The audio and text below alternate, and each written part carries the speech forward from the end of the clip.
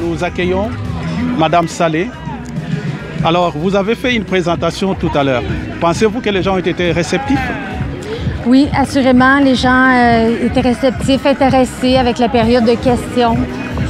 C'est un événement important pour voir différents services se faire en Estrie.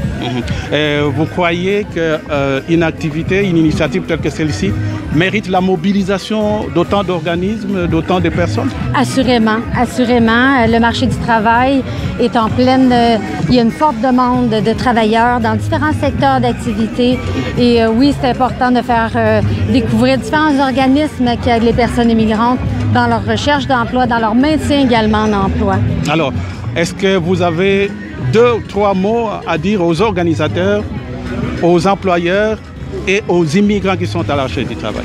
Bien, assurément, de participer à des activités telles que celle-ci, autant pour les employeurs, ce serait intéressant qu'il y ait des employeurs qui viennent découvrir les différentes cultures, qui présentent, oui, leurs services, et les entreprises comme nous, avec ces compétences, les différentes formations qu'on peut offrir aux employeurs pour le maintien en emploi des personnes immigrantes, mais des travailleurs en général.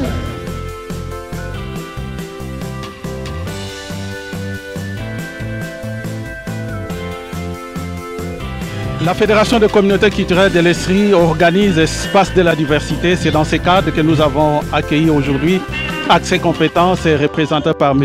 Bélanger. Comment allez-vous? Très bien, merci et vous? Alors, vous avez participé à cette activité. Quelles sont, d'après vous, les retombées d'une activité, d'initiative telle que celle-ci pour votre organisme? Bien, premièrement, j'aimerais encore vous remercier pour nous avoir invités. Et la retombée principale, c'est de se faire connaître, c'est d'offrir à la population ou leur permettre de savoir qu'on a différentes formations qui sont offertes pour eux et que c'est accessible et que c'est financé majoritairement par Emploi Québec. Donc, c'est de se faire connaître.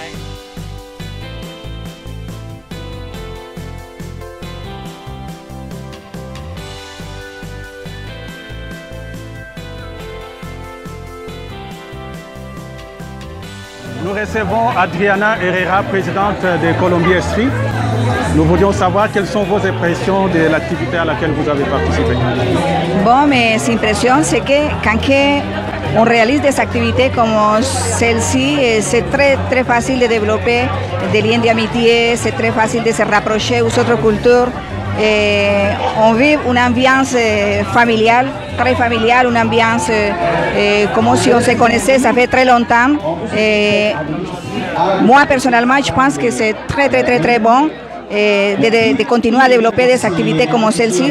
On a besoin de ça, de vivre dans une ambiance de festivité, puis de partager toute notre culture avec tous les gens qui sont d'ici et d'ailleurs. Avez-vous un message aux immigrants et ensuite à la communauté d'accueil en matière d'emploi? Pour ceux qui cherchent d'emploi et qui ne trouvent pas, qui perdent patience quelquefois, qui sont portés à immigrer, aller dans d'autres provinces, qu'est-ce que vous leur dites? Bon, de nous donner l'opportunité de nous ouvrir des portes. On a des compétences, on a des habilités qu'on veut partager avec la communauté d'accueil.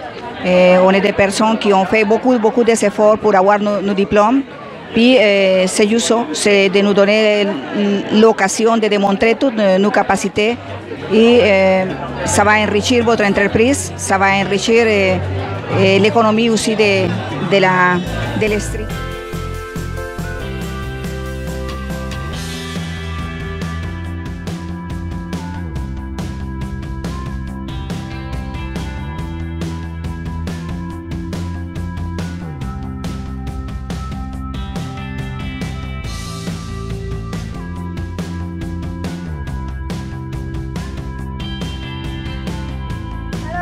Mon nom est Jacqueline Bello, je suis la directrice du bureau de circonscription de la députée Marie-Claude Bibeau, qui aurait bien aimé être avec vous aujourd'hui.